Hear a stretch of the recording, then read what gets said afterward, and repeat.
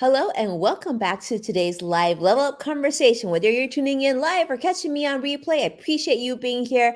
Happy Wednesday to those of you joining me in real time, and let's start the show. Welcome to Level Up with Winnie Sun.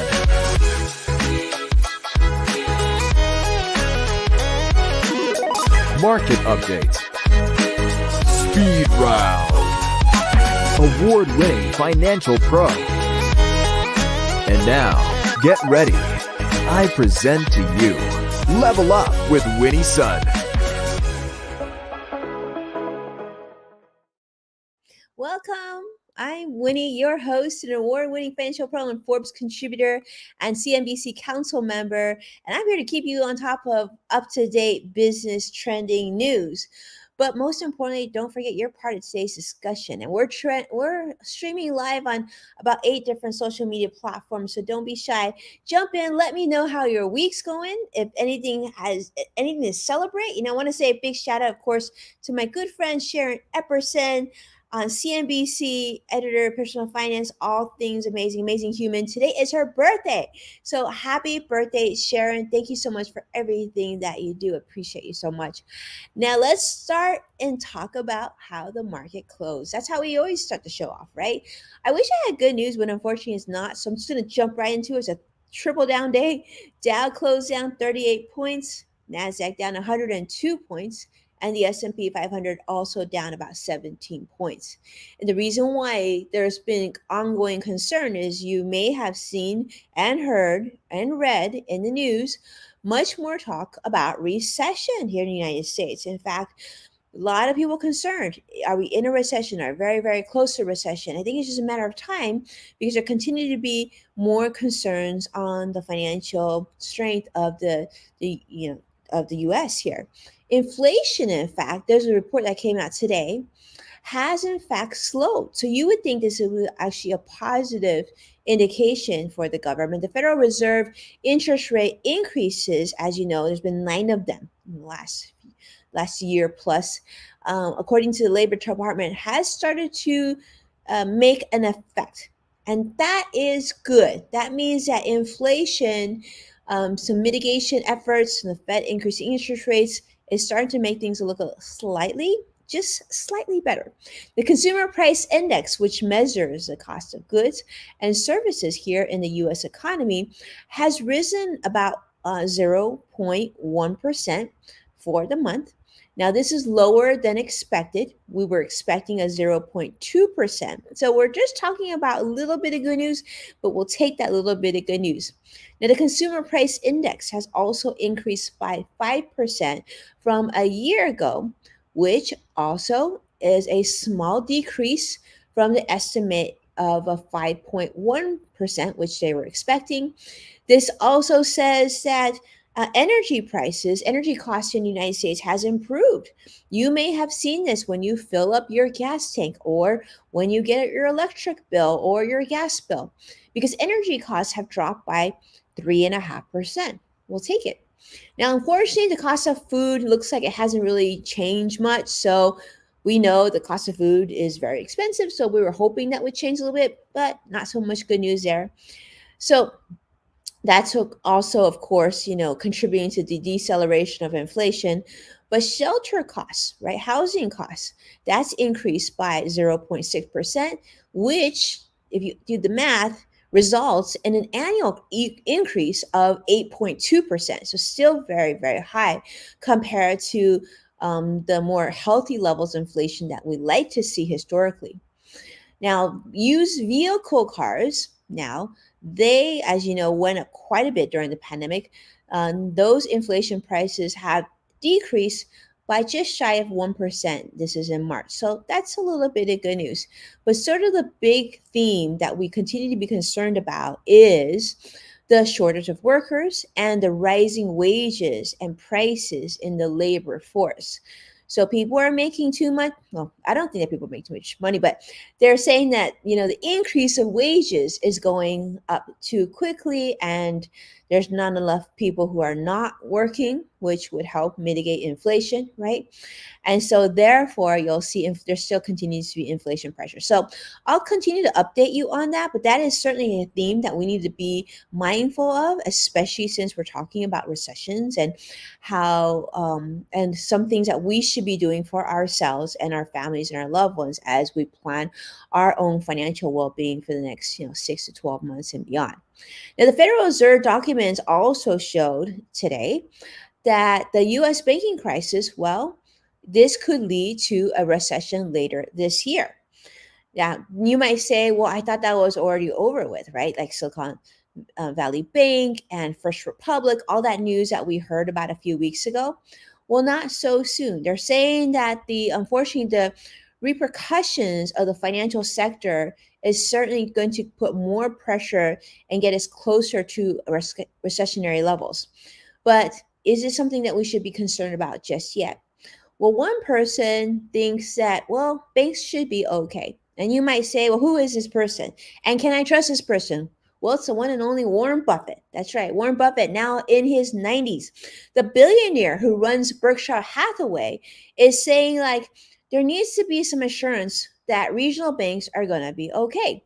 And he is saying, well, nobody has lost money on a deposit in an FDIC insured US bank. So that should make you feel better. So therefore, you should be more comfortable at banking at an FDIC insured bank, whether it be a mega bank or a regional bank. Just do know that that is the case. Now, these are his first public comments since the banks were seized by US regulators. And of course, this is like the second and third largest bank failures in US history. So Warren Buffett said definitely, he's downplaying this and he's saying you should not compare this to the crises of 2008, and noting that in this case, now some of these banks were just mismanaged their assets, namely Silicon Valley Bank in particular. But he reminds U.S. consumers and investors and customers that the FDIC insurance deposits up to $250,000 per account, and that this is pledged to cover even uninsured depositors at Silicon Valley Bank and Signature Bank, and that the cost of the FDIC insurance fund, which was used to backstop depositors, comes from banks and not taxpayer money that you may have heard in the news. So wanted to let you know that was the case. I guess he should know, because if you remember in 2008 during the financial crisis, Warren Buffett actually played a major role during that time. In fact, he saved some banks. He injected about $5 billion into Goldman Sachs and another $5 billion into Bank of America, which I know a lot of people actually saw this on social media. Those who fled places like Silicon Valley Bank and First Republic, many of them went to Bank of America, but Bank of America actually needed saving in 2008 by the one and only Warren Buffett. And Warren Buffett is telling you that if you are an FDIC insured bank and your assets are under 250,000, you shouldn't worry so much, because that has never been a case where you've lost your money if your money's been in an FDIC insured bank. Yeah. So things to think about, things to remember. All right. Now let's segue to another story that you may have heard of this. I know we have a family member that sent me a text on this, but if you haven't, put this on your radar. The next time you fly, you enter that airport or you go some other public place, a lot of times what'll happen is you're busy, you're running out of the house, you take your phone with you, maybe you've taken your charging cable, but that might be it. Maybe you even forget your charging cable, but you're like, that's okay. When I get to the airport, they have these really nifty charging stations, right? You can just take your phone, you can plug it in, they have their own ports, they have their own charging cables, and you can stick your phone right in. Well, now you know not to do that anymore, because the FBI, yes, the FBI is warning you against using these USB charging stations, which they say can spread malware and monitoring software that could compromise your phone and other device, that your security.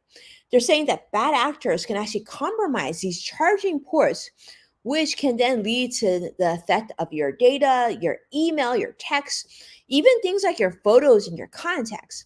So security experts have actually been warning for years about these public charging stations. I'll say, I mean, I used them many, many times. I think I used them at San Francisco airport and the New York airport when I was traveling quite a bit. And I know my team did as well.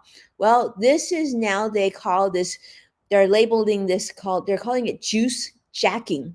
Juice jacking is where you use one of these public ports and then people will get your private information. So what are they saying to do instead? The FBI is saying this is what you need to do instead. You need to think about carrying, number one, your own charging cable. So that's one. The other thing is you should actually carry your own charger as well. And so you can plug into one of the electrical outlets that the airports or other transportation or any other public place, maybe you're in a mall, you can plug into an electric outlet. That is safe, but use your own charger and use your own charging cord as well.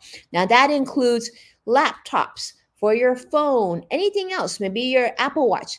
There's all places that you should be using your own equipment.